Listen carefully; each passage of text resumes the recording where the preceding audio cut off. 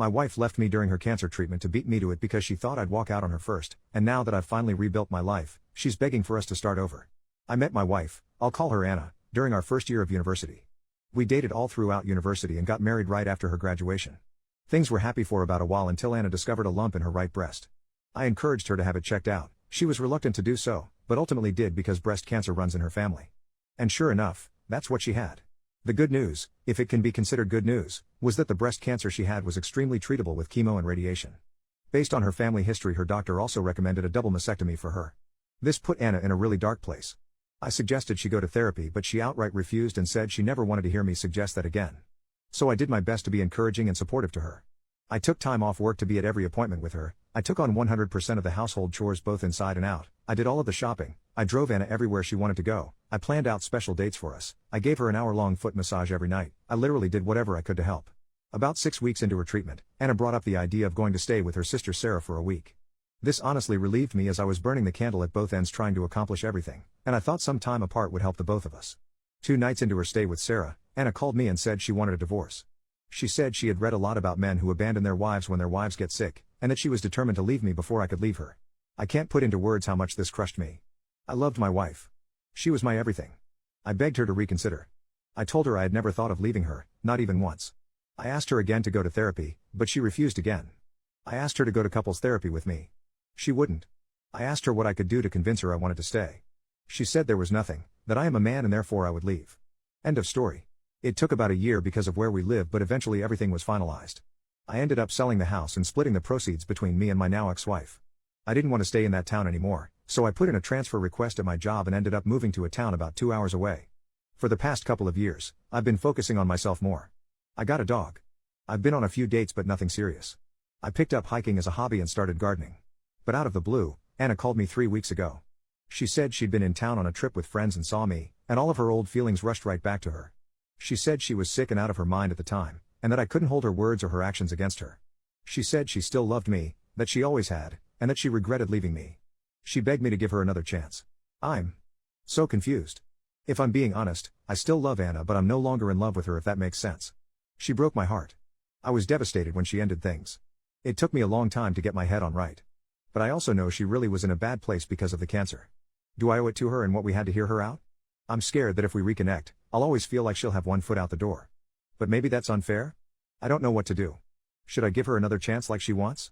Relevant comment: I never recommend couples getting back together unless the issues that drove them apart are fixed. Cancer was not the problem. Lack of communication, trust and a willingness to compromise was, on her end. She made unilateral decisions without caring how it affected you. She refused therapy. The way you're writing this, it's still all about what she wants. Which sounds like the dynamic that destroyed your marriage. So what changed? I wouldn't do it. But if you want to open the door, you need to start with brutally honest couples therapy, and her active and honest participation is non-negotiable and a deal-breaker otherwise. Have the therapy to hash out and bury the past, and see if dating is an eventual possibility. You guys need to start from scratch. And it's okay if you try it and you can't move on like she expects you to. She hurt you, regardless of her motivations. Sometimes you can't undo things. Update 4 days later. Firstly, I'd like to say thank you to everyone who left comments on my original post. I now know what people mean when they say RIP my inbox. Many of you suggested I reach out to my ex-wife Anna for an in-person conversation. The overwhelming consensus was that meeting her in person would tell me all I needed to know. And you were right. That seemed reasonable to me. I texted her and she jumped at the chance to meet up, and we did so yesterday after I was done work. I chose to ask her to meet at a local coffee shop. Maybe it sounds bad, but I didn't want to meet her at my house or anywhere private just in case. Anyway, Anna was already there when I got there. She got up and hugged me. I let her, but didn't really hug her back. Then we sat down. I asked her to remain quiet while I talked and then I told her everything. I'm gonna sum it up here because I honestly don't remember everything I said. I think I talked for like 10 minutes solid while she just sat there and teared up. But I told her things like how much she had devastated me. I told her that I would have stuck with her through thick and thin, no matter what. I told her that I loved her, and that hadn't changed after her diagnosis or treatment plan. I told her that I was broken after she initiated the divorce. I told her how hard it was for me to pull myself back together. A lot of you pointed out that if Anna and I got back together, I should be worried about what she would do the next time she got sick, or if I got sick. And you were right. So I told her that too. And she got mad and interrupted me at that point. She said I was being unfair. That I wasn't taking into consideration her mental health at the time. She said she wasn't thinking straight, but that now she was. I took the chance to ask her if she'd been to therapy.